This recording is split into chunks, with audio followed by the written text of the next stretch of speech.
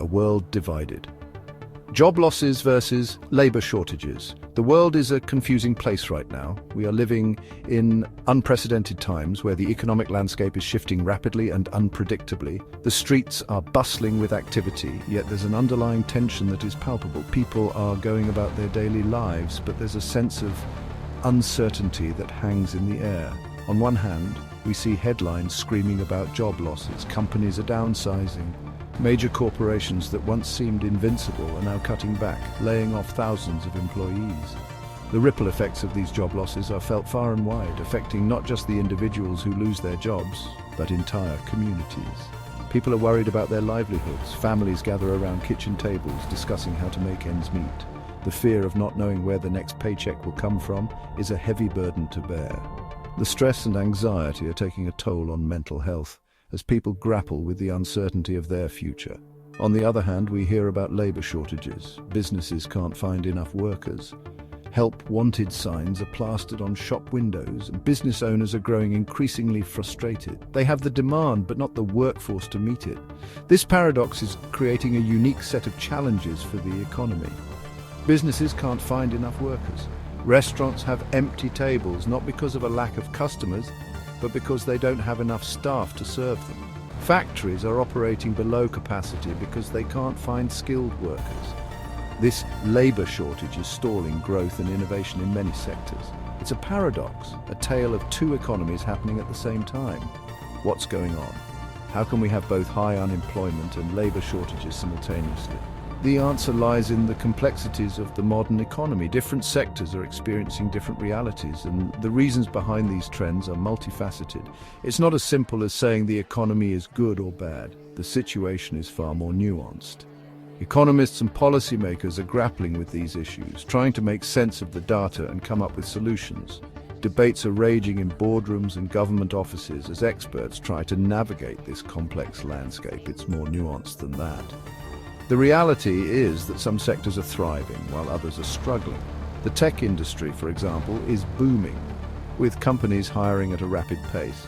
Meanwhile, traditional manufacturing sectors are facing significant challenges. This disparity is creating a fragmented economic picture. Some sectors are struggling while others are booming. The contrast is stark. In one part of the city, you might see a tech startup buzzing with activity, while just a few blocks away, a factory sits idle, its workers laid off. This uneven recovery is a hallmark of the current economic climate. The global job market is in a state of flux, a messy transition period. Job seekers are navigating a landscape that is constantly changing. Some are finding opportunities in new and emerging industries, while others are struggling to adapt.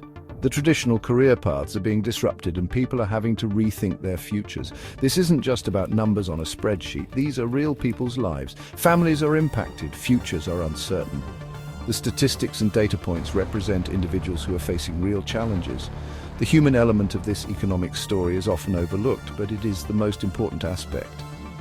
These are real people's lives. Families are impacted. Futures are uncertain. The decisions made by policymakers and business leaders will have a profound impact on these individuals.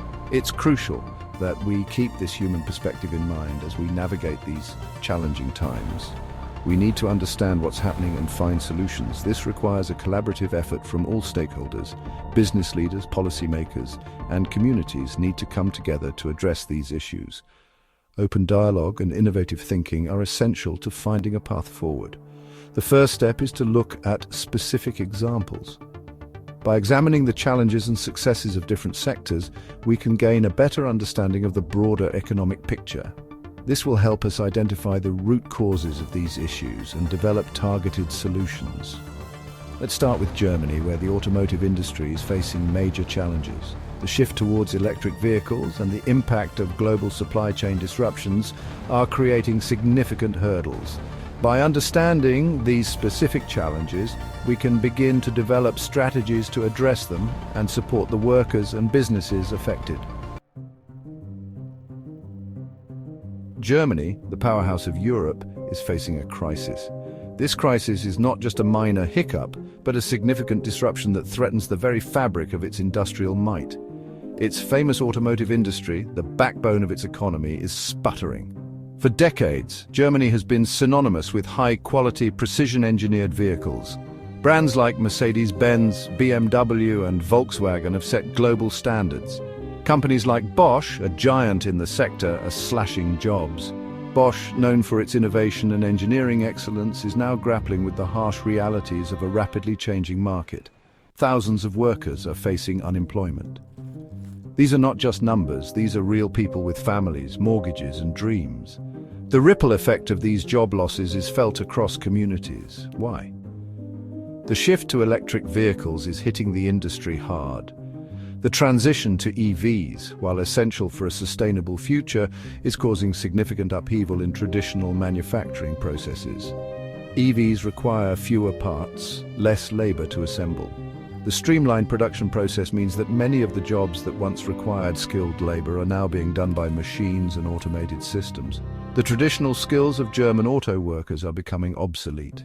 These workers, who have spent years honing their craft, now find themselves at a crossroads, needing to adapt or face redundancy. This isn't just a German problem, it's a global trend. Countries around the world are experiencing similar disruptions as they transition to electric mobility. As the world embraces electric mobility, we're going to see similar job losses in the automotive sector worldwide. The shift is inevitable, but the challenge lies in managing the transition smoothly. But here's the twist. While Germany is shedding jobs in one sector, another major economy is facing a different problem, a shortage of workers. This dichotomy highlights the complexities of the global labor market in the face of technological advancements and shifting economic priorities. The solution may lie in retraining and upskilling the workforce. Governments and companies need to invest in education and training programs to help workers transition to new roles in the evolving automotive landscape. Innovation will continue to drive the industry forward. As new technologies emerge, there will be new opportunities for those who are prepared to adapt and embrace change. The global push for sustainability and reduced emissions is a driving force behind this shift. International agreements and climate goals are setting the pace for the transition to electric vehicles. The future of the automotive industry is electric. While the road ahead may be challenging, the destination promises a cleaner, more sustainable world. The United States has a booming economy, low unemployment, plenty of job openings, the streets are bustling, businesses are thriving, and the stock market is hitting new highs. It seems like the perfect scenario for job seekers and employers alike, but beneath this surface of prosperity lies a perplexing issue. So why are businesses struggling to find workers? Despite the abundance of job opportunities, many positions remain unfilled. Business owners are scratching their heads, wondering where all the workers have gone. Help wanted signs are becoming a common sight, yet the desks remain empty. It's the great American paradox. On one hand, the economy is roaring back to life, but on the other, there's a significant labor shortage. This contradiction is puzzling economists, policymakers, and business leaders alike. How can there be so many job openings, yet so few people to fill them? Several factors are at play. It's not just one issue, but a combination of many that have created this complex situation. Understanding these factors is key to solving the puzzle. The pandemic had a profound impact on the workforce. When COVID-19 hit, it disrupted every aspect of life, including the job market. Many businesses had to shut down temporarily, and some never reopened. Remote work became the norm, and the traditional office environment was turned upside down. Many older workers took early retirement. Faced with health risks and the challenges of adapting to new technologies, a significant number of older employees decided to leave the workforce earlier than planned. This sudden exit of experienced workers has left a gap that is hard to fill. Others re-evaluated their priorities, seeking better work-life balance. The pandemic forced many to reflect on what truly matters, leading to a shift in how people view their careers. Some chose to pursue passions, start their own businesses, or find jobs that offer more flexibility and fulfillment. At the same time, immigration, a traditional source of labor, has slowed. The flow of immigrant workers who have historically filled many essential roles has been significantly reduced. This decline is due to both the pandemic and stricter immigration policies. The pandemic, coupled with changing immigration policies, has made it harder for people to come to the US. Travel restrictions, visa delays and policy changes have all contributed to a decrease in the number of new workers entering the country. Then there's the childcare crisis. With many daycare centres closed or operating at reduced capacity, parents are struggling to find reliable childcare. This issue has forced many parents, especially mothers, to stay home and take care of their children instead of returning to work. The cost of childcare is astronomical, forcing many parents, especially mothers, to stay home. Even when daycare is available, the high costs can be prohibitive, making it more economical for one parent to stay home rather than pay for childcare. It's a perfect storm, creating a labour shortage in the midst of economic prosperity. The combination of early retirements, shifting priorities, reduced immigration, and the childcare crisis has led to a situation where businesses are eager to hire, but the workforce is not there to meet the demand. Solving this puzzle will require innovative solutions and a deep understanding of the underlying issues. The situations in Germany and the US highlight a global trend: the growing skills gap. The jobs of the future require different skills than the jobs of the past. Automation is replacing routine tasks. Artificial intelligence is changing the game. The demand for workers with digital skills, critical thinking abilities, and adaptability is skyrocketing. This skills gap is a major challenge. It's not just about finding warm bodies to fill positions. It's about having a workforce equipped with the right tools to thrive in the 21st century economy. Section 5, beyond retraining, rethinking education. So how do we bridge the skills gap? Retraining programs are crucial, yes, but we need to go further. We need to rethink education from the ground up.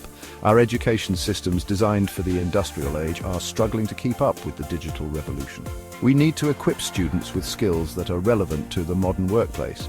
Critical thinking, problem solving, creativity, digital literacy. These are the skills that will be in high demand. We need to foster these skills from an early age. Section 6, policy in the driver's seat, steering towards solutions. Governments have a crucial role to play in navigating this complex landscape.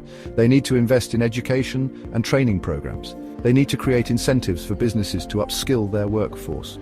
Immigration policies need to be reformed to attract skilled workers. Affordable childcare options are essential to enable parents to re-enter the workforce. This isn't just about economics, it's about social equity. Everyone should have the opportunity to participate in the economy, regardless of their background or circumstances. Section 7, the future of work, adapting to survive. The nature of work is changing rapidly. The traditional 9-to-5 office job is becoming less common. Remote work, freelancing, and the gig economy are on the rise. This new world of work offers both opportunities and challenges. It requires workers to be adaptable, entrepreneurial, and constantly learning. Lifelong learning is no longer a luxury, but a necessity. We need to embrace a culture of continuous learning, where acquiring new skills is an ongoing process. Section 8, navigating the new normal, a call to action.